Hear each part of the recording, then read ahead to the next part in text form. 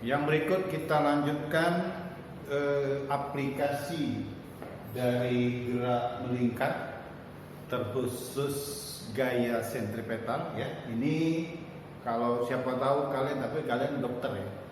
Siapa tahu kalian memang jurusan dokter tapi iseng-iseng menjadi pengusaha buat jalan raya ya. Jalan raya menikung. Nah, jadi gaya sentripetal itu salah satu penerapannya digunakan oleh ahli konstruksi untuk mendesain jalan ya, apakah jalan tol atau jalan biasa, kondisi jalan menikung ya. Nah, bagaimana kelengkungan jalan itu? Nah, aplikasinya ini menggunakan gaya sentripetal. Biasanya kalau kita melewati jalan tol, begitu ada tikungan, terpampang di sana. Maksimum kecepatan Anda sekian. Ya. Nah, kecepatan itu dihitung berdasarkan kelengkungan dari tikungan jalan tol tersebut. Nah, bagaimana aplikasinya? Kira-kira begini. Misalnya ada tikungan ya, badan jalannya datar ya. Badan jalannya datar dan tentu jalan raya itu kasar ya, lebih kurang seperti itu. Ya, bayangkan tikungannya seperti ini, ada mobil belok.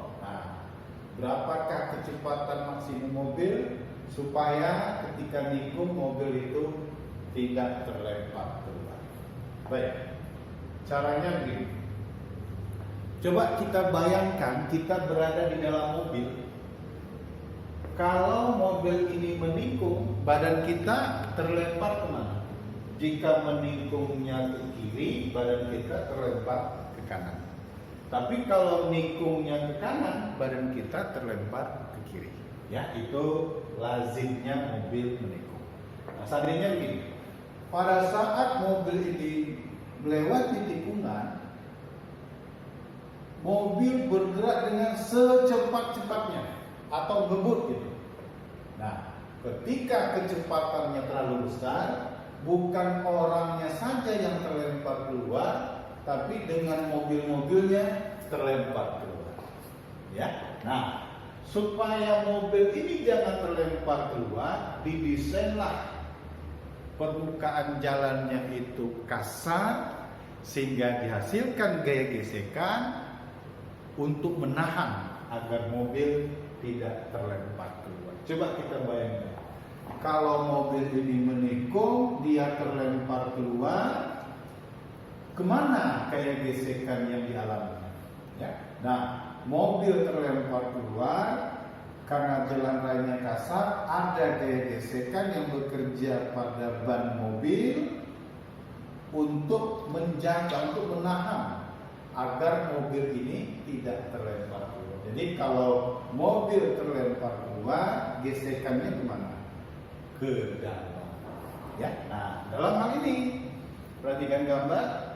Gaya gesekan yang bekerja pada ban mobil arahnya menuju ke pusat tikungan. Ingat, gaya yang menuju ke pusat namanya gaya apa? Gaya sentripetal. Jadi dalam hal ini gaya gesekan yang menahan atau yang bekerja pada roda mobil arahnya menuju ke pusat, gaya itulah yang berfungsi sebagai gaya pemutar ya, sehingga mobil tidak slip atau tidak masuk ke jurang. Baik, sekarang G gesekannya kita ganti. F gesekan samakan dengan gaya sentripetal, M dikali A dikali S.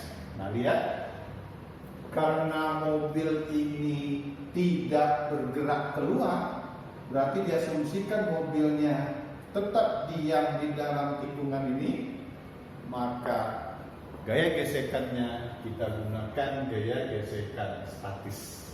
Ya, ini gaya gesekan yang maksimum. Samakan dengan massa dikali percepatan sentripetal. Katakanlah kita ambil V kuadrat per R.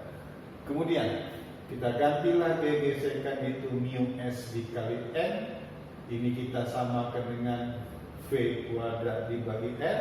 Ingat, kalau jalan rayanya datar, gaya normal nilainya sama dengan gaya berat, massa dikali gravitasi, sehingga kita akan bisa hitung nilai kecepatan sebagai berikut. Kita lihat ya.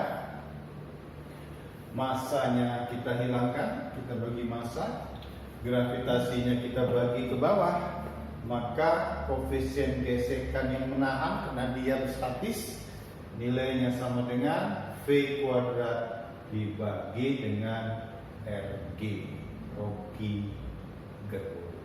Nah, inilah koefisien jalan raya yang dirancang supaya mobil kita tidak slip atau tidak masuk ke jurang. Mu S V kuadrat per RG. Ya, saya hanya memberi rumusnya. Ya, nanti kalian lah sesudah jadi insinyur insinyur sipil ya. Nah, rancang bangun jalan gunakan persamaan mu S V kuadrat dibagi RG.